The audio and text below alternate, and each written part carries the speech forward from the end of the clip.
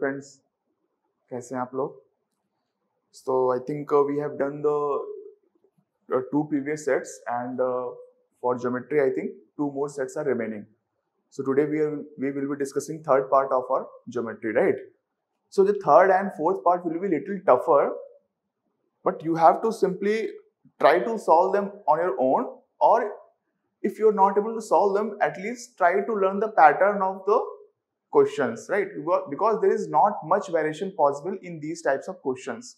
ठीक है, तो शुरू करते हैं. पहला क्वेश्चन क्या है? Let's see. So it says as through a fixed point, एक फिक्स्ड पॉइंट है k0 0, and from that a pair of perpendicular tangent lines are drawn to the conoid. This is our conoid, right? Given conoid ax square plus by square plus cz square equal to 1.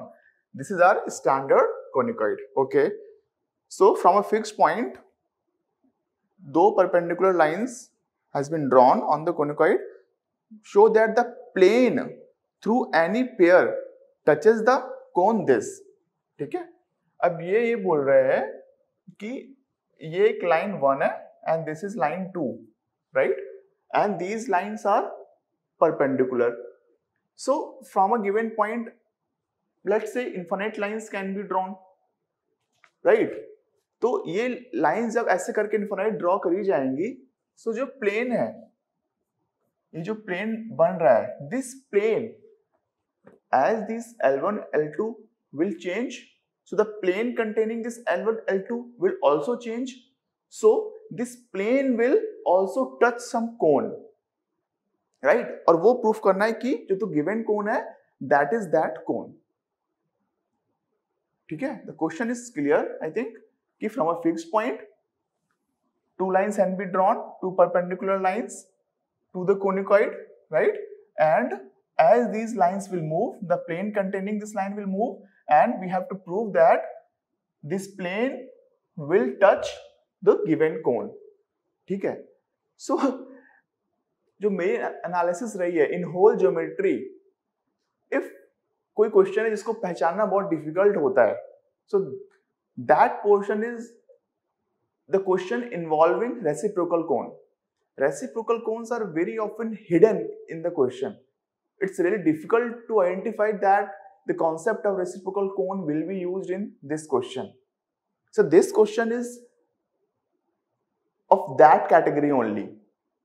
ठीक है, जब भी आपको आया कि cone touches some plane touches cone या some line touches ये this and that, तो try to think, or in a question involves two perpendicular lines or three perpendicular lines.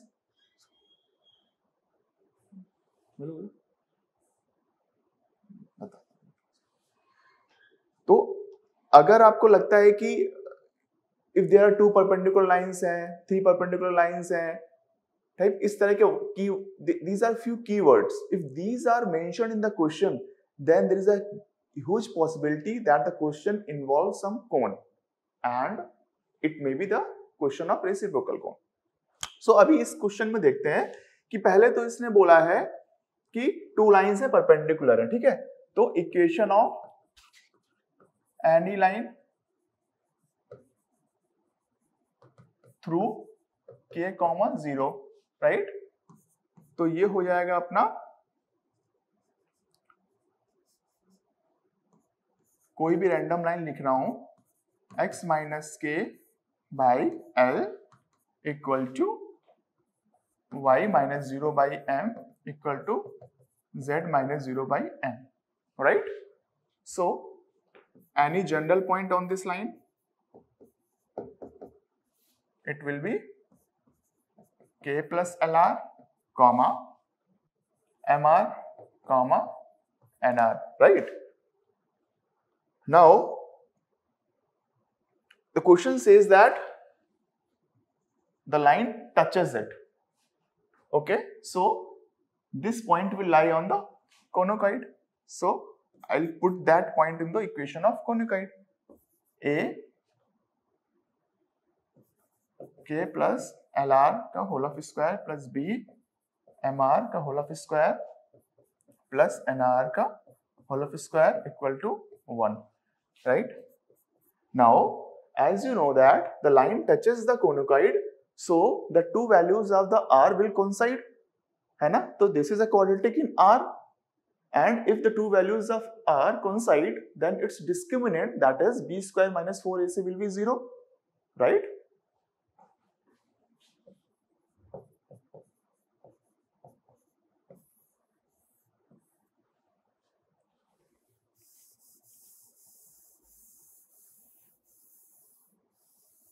When you will apply this b square minus 4ac equal to 0, तो you will get the condition, मैं directly लिखता हूं just as to save our time. So ये equation हो जाएगी अपनी al square plus bm square plus cn square ak square minus 1 equal to a square k square r square, right? Let's say this is our first equation. Now the question says that there are two such lines.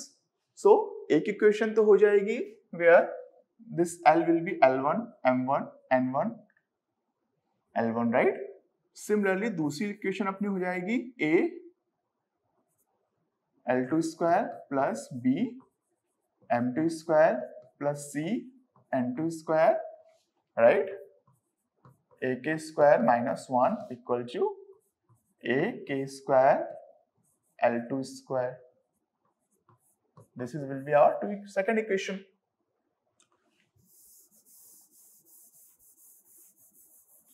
Okay. Now see, अभी तक तो we have done nothing unusual, right? So far you know that कि दो lines है, दोनों आपस में perpendicular है, ठीक है? अब क्वेश्चन को वापस से पढ़िए. It says that the plane touches some cone, right? तो remember our last class, I have told you a sequence of event और some sequence related to cone, related to reciprocal cone. What was that? It said that cone, we have one cone, it has got some tangent plane, right? Is a cone, it has tangent planes. Now this tangent plane has got normals at the vertex, let's say normal, and these normals at the top of the vertex will form your reciprocal cone, right? I think so far the story is pretty clear. So far the story is clear. ठीक है? Okay. If I assume the question says that the plane containing this L1, L2 touches a cone, तो अगर I assume कि अपना जो plane है वो ये वाला है, tangent plane, so it's touching a cone, that is ये कोन. क्वेश्चन जो डिराइव कराना चाह रहा है, that cone is this cone, right? Because उसने बोला है कि वो जो टेंजेंट प्लेन है, वो जो प्लेन बन रहा है L1, L2 को, it is touching a cone, that is ये जो प्लेन है वो किसी कोन का टेंजेंट प्लेन है, तो वो ये कोन है. अच्छा, so can we say कि जो इस टेंजेंट प्लेन का नॉर्मल होगा, अगर वो कोई कोन बनाएगा, वो वाला कोन इसका रेसिप्रोकल कोन होगा एक दूसरे के. What I am saying that कि we have to find out the equation of this cone, right? But finding the equation of this cone doesn't seem easy, right? तो हम उसका उल्टा सोचने का ट्राई कर रहे हैं कि can we find out the equation of this reciprocal cone, और फिर उसका reciprocal लेके we can easily find out the equation of that cone, right? So how can we find out the equation of this reciprocal cone? We already know that. What we know? Now see carefully. We have two lines, L1 या line 1, line 2, ठीक है? Assume another line perpendicular to this these two lines. Let's say this is L3, which is also perpendicular to L1 and L2. ठीक है, तो let's say this is our L3. ठीक है, तो अगर इसके DCs we know, इसके DCs are L1, M1, N1, इसके DCs we know L2, M2, N2, and इसके DCs we assume L3, M3 and N3, right? So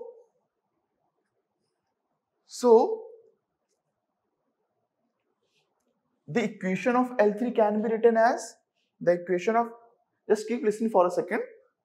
The equation of L3 can be written as L3 is also passing through the same point, x minus k by L3 equal to y minus 0 by M3 equal to z minus 0 by N3, right?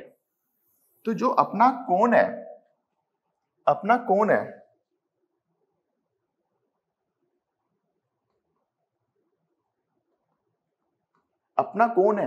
that is being formed by this third line. Are you getting me? तो अगर हम लोग इस third line को use करके अगर reciprocal कोण की इक्वेशन निकाल लेते हैं तो we can easily find our desired कोण. So how will you find the equation of our reciprocal cone? We know that it is the locus of this line, our third assumed line, and we can find out the equation using this equation of the locus of this line by using our previous equations which we have derived from the given conditions. How? अभी इतना भी clear हो गया? तो our goal is to find out the equation of reciprocal cone which is being formed by this line. तो अभी मैं ये वाला लाइन थोड़ी देर के लिए रब कर रहा हूं, ठीक है? Just try to understand the flow. Calculation can be handled once the process is clear in the mind. ठीक है? So using these two equations, आप क्या करो? इन दोनों को ऐड कर दो. क्यों मैं ऐड करा रहा हूं? Because you already know जो तीन प्रॉपर्टी होती है कि three lines are perpendicular, L1, M1, N1 and L2, M2, N2 and L3, M3, N3. If these three lines are mutually perpendicular, then मैंने पहले भी शायद बताया होगा लैग्रांज आइडेंटिटीज वगैरह कुछ कि L1 square plus L2 square plus L3 square equal to 1 equal to L1 square plus M1 square plus N1 square. ठीक है? Similarly, ये कई सारी इस तरह की there are many equations like this when we have three lines. इसको अपन ऐसे भी लिख सकते हैं sigma L1 square equal to 1, है ना? Sigma M1 square equal to 1, sigma N1 square equal to 1. Similarly, एक ऐसे रिलेशंस भी होते हैं L1 M1 equal to 0, इस टाइप से कुछ होते हैं. तो अभी के लिए we don't require these results, we simply require our first result. So from the first result we can say that L2 square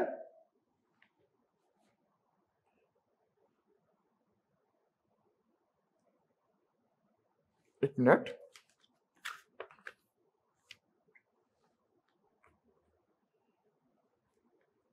L1 square plus L2 square equal to, एक मिनट सॉरी, इधर पे ये ना लिख के we are trying to convert everything in third DCs L3, M3, M3. So we need to write this part L3 square plus M3 square plus N3 square. ठीक है? Don't remove this part.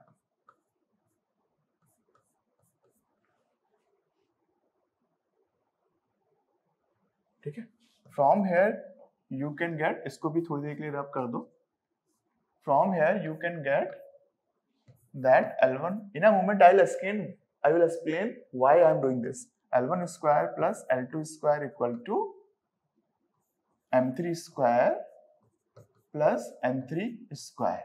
ठीक है, मतलब L1 square plus L2 square equal to M3 square plus M3 square.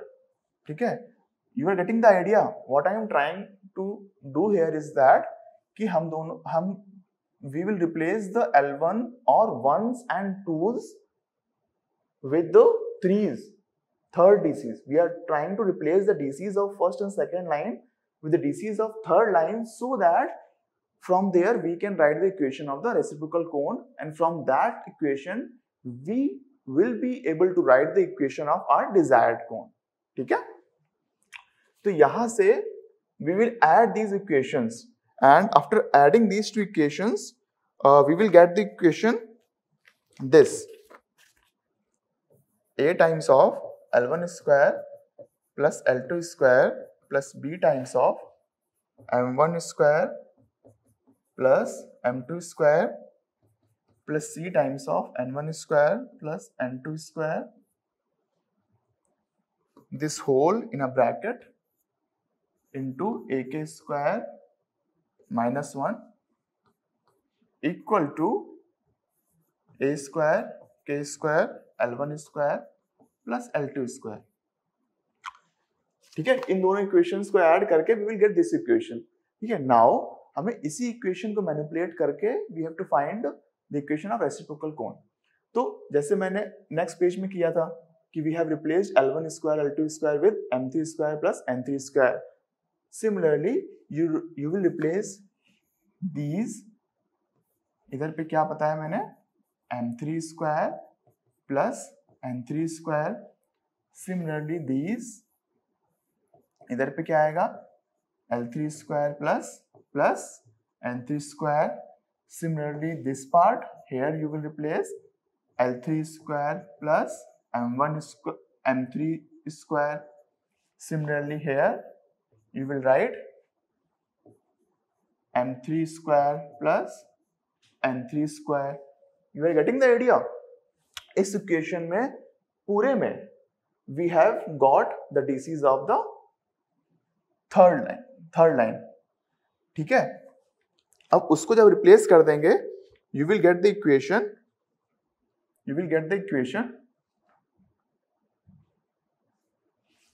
equation this: a times of M3 square plus N3 square plus b times of N3 square plus L3 square. Always take the advantage of symmetry, because जितना ज़्यादा symmetry आप catch करोगे उतना कम calculation you guys will have to do.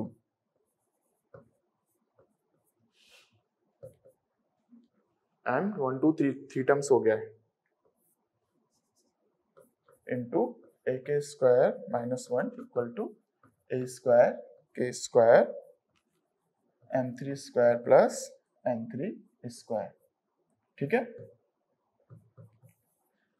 now what was the equation of third line? It was x minus k by L3 equal to y by M3 equal to z by N3. ठीक है, अब क्या रह गया है, पूरी equation homogeneous है. You have to simply eliminate L3, M3 and N3 from this equation. ठीक है, from this equation you will get a equation of cone. ठीक है, आप L3 की जगह x minus k लिखो, M3 की जगह you put y, N3 की जगह you put z. You will get the equation of cone, which will be थोड़ा सेटिंग वटिंग करने के बाद which will be x minus k का whole of square b plus c ak square minus 1 plus y square c times of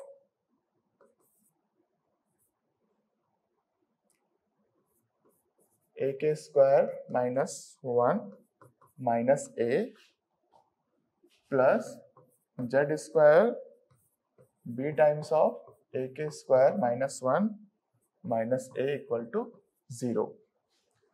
ठीक है? Look at this equation very carefully. This equation is of the form ax square plus by square plus cz square equal to 0. ठीक है? इस type की equation है ये.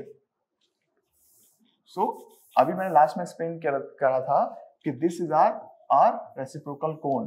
तो इसका वापस वाला ओरिजिनल कोन क्या होगा? इसका रेसिप्रोकल कोन. इसका reciprocal cone you can directly write, जो अपना फॉर्मूला होता है कि अगर in case x square plus b y square plus c square equal to 0 का रेसिप्रोकल कोन लिखना है तो it will be x square by a plus y square b plus z square by c equal to 0. तो from that you can directly write the equation of a reciprocal cone x minus k square upon this plus y square upon this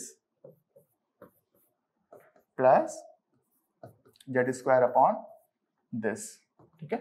This is our answer.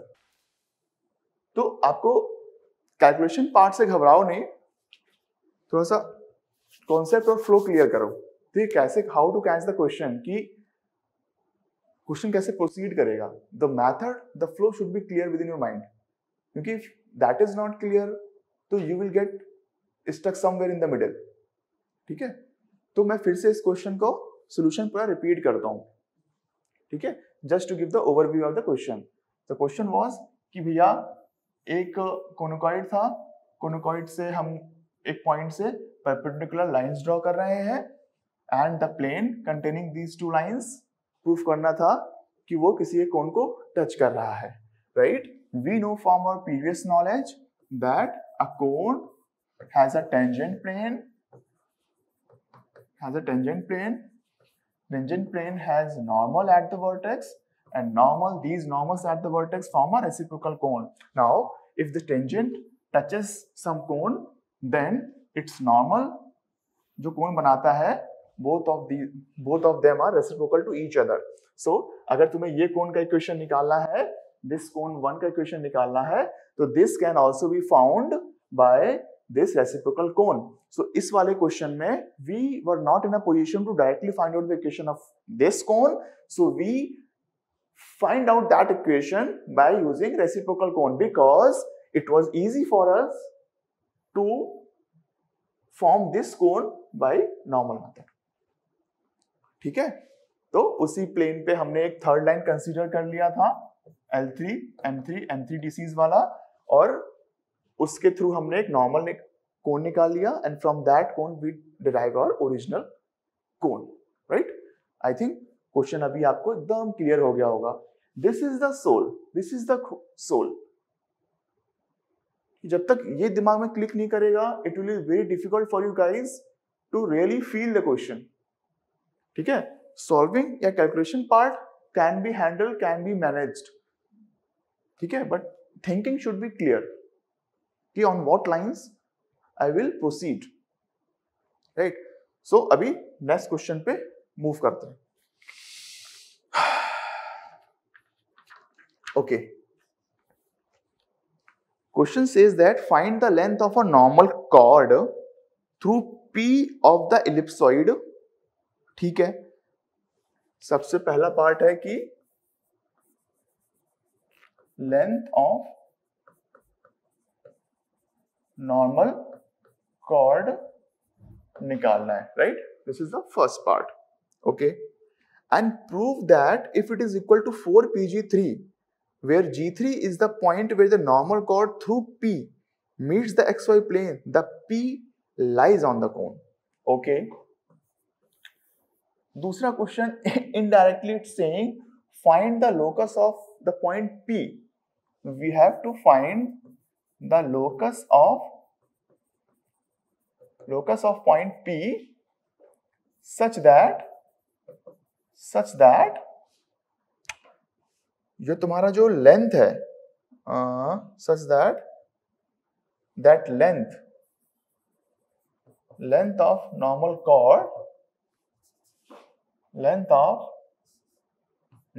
chord equal to 4 pg3।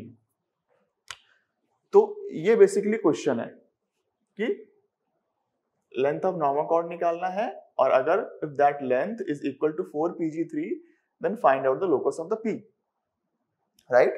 This is our question. अब थोड़ा सा इसको let's try to visualize it. Let's say this is upper usual वाला conicoid, this is our some random point P, ठीक है? इधर पे कोई नॉर्मल कॉर्ड ड्रॉ करी, this was your tangent plane, this is your XY plane, ठीक है? Late this line cut the conicoid at point Q, ठीक है? And this also cut your XY plane at G3, this is given in the question. So पहला part क्या है? What is the first part? The first part is what is the value of PQ, and second part is locus of P such that, locus of P when your PQ is equal to 4 pg3, right? अब ये question बिल्कुल easy है, इतना अगर clarity आ गया है तो अब क्वेश्चन में कुछ नहीं है। Now you can easily tell how will you proceed, ठीक है? अब इसमें कुछ भी नहीं बचा हुआ है। नेक्स्ट स्टेप क्या होगा? As usual I will write the equation of this normal PQ, और वो क्या होगा? Let's say P is alpha beta gamma, right? तो इक्वेशन ऑफ PQ, और वो क्या हो जाएगा? वो हो जाएगा x माइनस अल्फा बाय, क्या होगा बताइए? इक्वेशन क्या थी? X square by a square sigma equal to 1। हाँ, alpha x by a square. एक P से और घुसा देता हूं, बताता हूं क्यों P आता है, equal to y minus beta by P beta, या मैंने x क्यों लिखा हुआ है? No, should not be x, P alpha by a square, simple P beta by B square equal to z minus gamma bye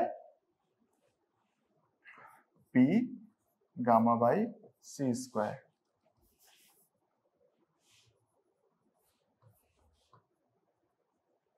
ठीक है? Equal to R। Can anyone tell me why I have written P over here? And what is P? P is nothing but the length of the perpendicular drawn from origin to tangent plane at alpha, beta, gamma. Clear? P is the length of the perpendicular drawn from origin to tangent plane at alpha, beta, gamma. So मैं independently लिख रहा हूं कि 1 by P equal to, or I would say simple, P equal to 1 upon square root of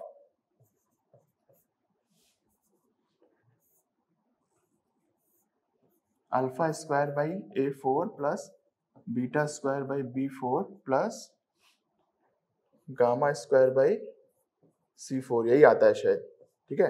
kindly check करिएगा इसको, ठीक है? Most probably यही आता है।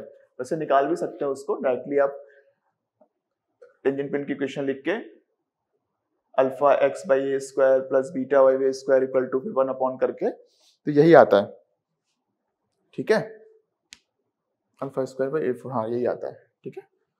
So where p is this, अब कहने को आप you can easily cancel p, but मैंने फिर भी p को रखा हुआ है because I don't want to use drs over here, I want to use dc's, because if अगर डिनोमिनेटर में if there are dc's then your r will directly give the length, right. अगर आप यहाँ पे drs यूज करोगे then this won't be your length, then this will be some another parameter, फिर आप वहां से कोऑर्डिनेट निकालिए एंड तब आप उससे लेंथ निकालिए। बट अगर मैं डायरेक्टली यहाँ पे dc's यूज करता हूं तो आप कोई भी रैंडम कोऑर्डिनेट्स डालो यहाँ पे x y z की जगह, उन कोऑर्डिनेट्स की अल्फा बीटा गामा से क्या डिस्टेंस है, this r will directly give you that. So for that reason I have used p here just as to convert these drs into dc's. Otherwise directly आप dc's लिखोगे तो alpha ये करने के बाद अपॉन में आप इतना बड़ा सा एक्सप्रेशन लेके चलना पड़ेगा, so that won't be very aesthetic in appearance, ठीक है। तो उसके लिए मैंने उसको p लिखा हुआ है। तो यहां तक का स्टोरी पूरा क्लियर है नाउ, ठीक है। तो अब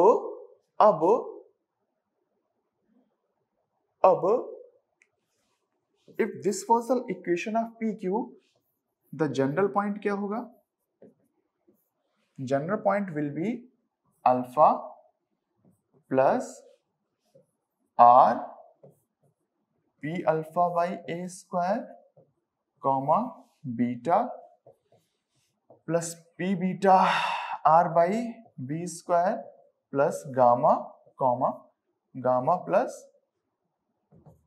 डाल के ऐसे करके एक जनरल पॉइंट आ जाएगा। अब the next step is very easy, आप क्या करेंगे, इन कोऑर्डिनेट्स को you will put in the equation of conicoid and you can clearly see that कि you will get two values of, you will get the two values of r, एक r अपना ये वाले coordinates देगा और पहला एक r 0 आएगा, ठीक है। सो तो दूसरी वैल्यू जो होगी, the second value of r will be length of the normal cord, ठीक है।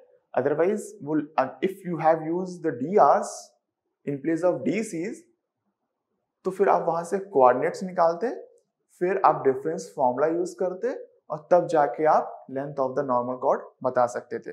But by using the dc's, I can directly find out the length of the normal chord by simply solving the equation, ठीक है। तो हम ये general points को कोनिकोइड की equation में रखेंगे, रख के r में क्वाड्रेटिक आएगी जिसका एक वैल्यू 0 होगा, that will be the p point itself, and the second value of r will be your this point pq, and this value will be equal to length of the normal chord, ठीक है। तो उधर से अपना answer जो है ना आ जाएगा, उसको लिख लेते हैं यहाँ पे। तो पहला part I think we have done, ठीक है। So length of the normal chord will be r equal to minus 2 upon p cube alpha square by a6 plus beta square by b6 plus gamma square by c6, right? This is done. Now the question says, now coming to the second part, the question says that if this length is equal to 4pg3, if this length equal to 4pg3, then find out the location of p. अच्छा, तो natural question, what is pg3? What is pg3? What is pg3? This is pg3, ठीक है। Now again writing the equation of normal chord, जो अभी हमने rub कर दिया, x minus alpha by p alpha by a square equal to y minus beta b p beta by a b square equal to z minus gamma by p gamma by c square equal to r. Remember here these are DCs, so r will be length. So as we know that G3 is lying on the xy plane, so the z coordinates will be 0. So put z as 0. So what will be r? Pg3 जो कि यहीं से निकल के आया, तो Pg3 equal to gamma gamma cancel minus C square by P, cross check करिए, minus C square by P, right.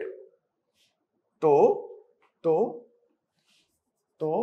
We can write this are equal to 4 times of minus C square by P. Got it?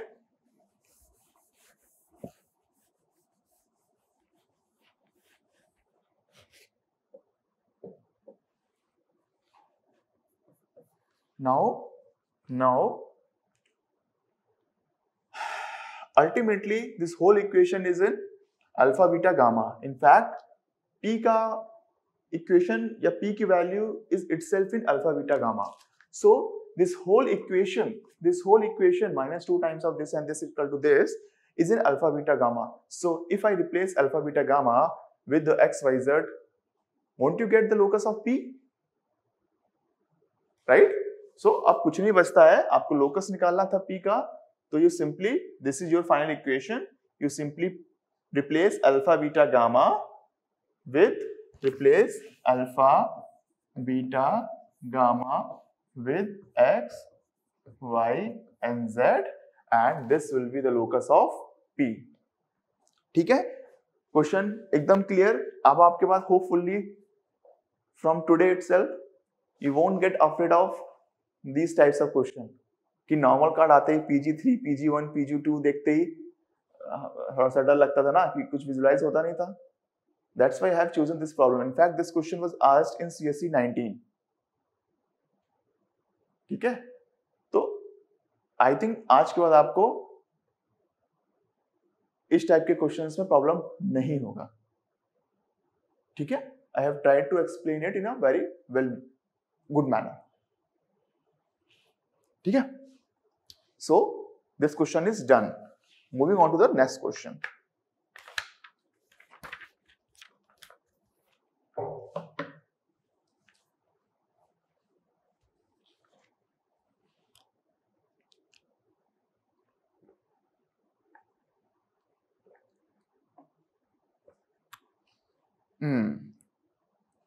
Next question says find the surface generated by a straight line, ठीक है, drawn through a fixed point. Okay, एक कोई straight line है, वो एक fixed point alpha,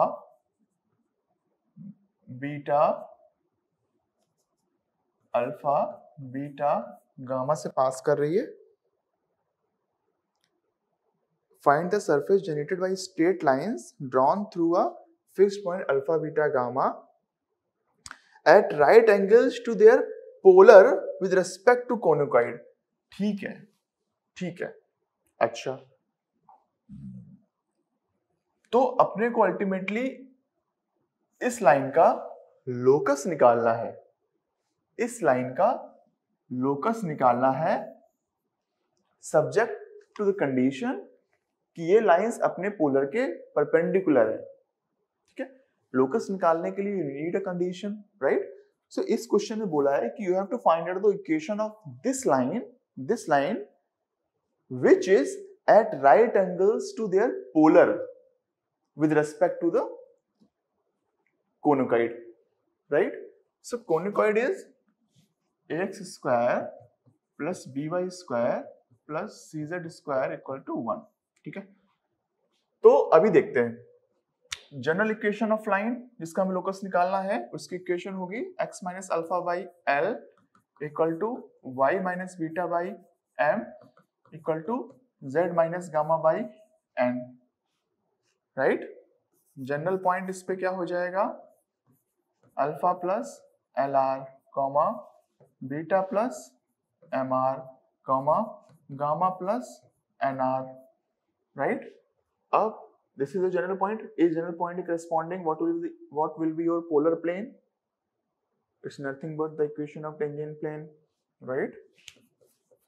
So simply write A x alpha plus LR plus B y beta plus MR plus CZ gamma plus NR equal to 1. Now start collecting the terms. Constant terms अलग करो जिसमें R नहीं है. A alpha x plus B beta by y plus C gamma z minus 1 plus r times of axl plus bym plus czn equal to 0. So what you can say? The r is any general point, r is any random or general point.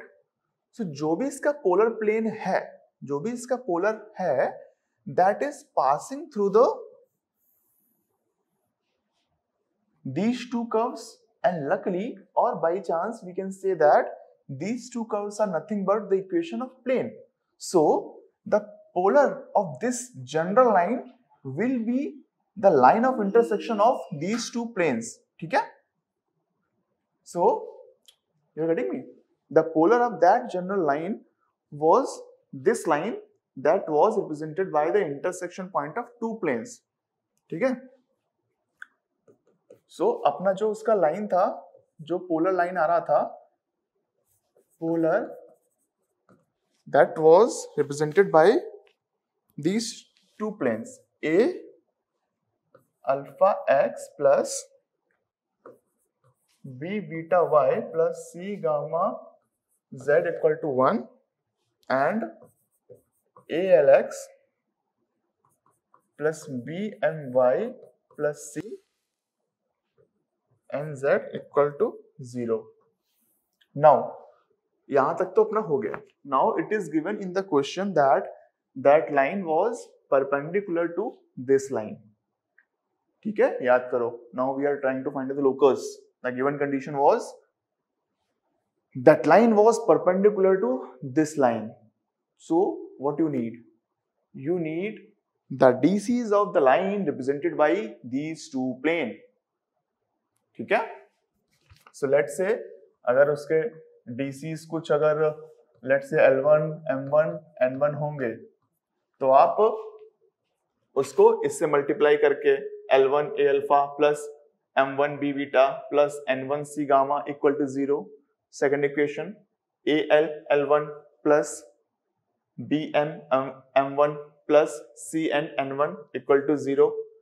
उन दोनों equations को solve करके you can easily find out the values of L, M, N. And in this case वो आपकी आएंगी, वो आपका आएगा जो इस लाइन के DCs आएंगे,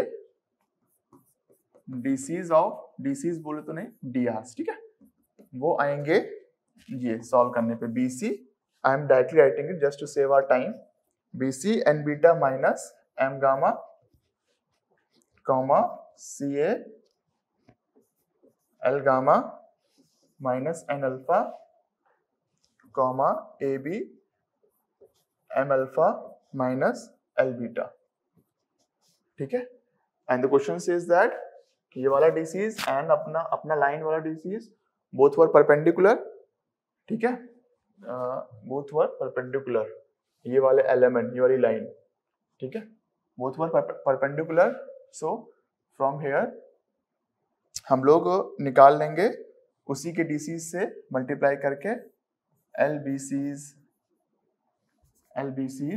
N beta minus M gamma plus M C L gamma minus N alpha plus A B N M alpha minus L beta equal to 0.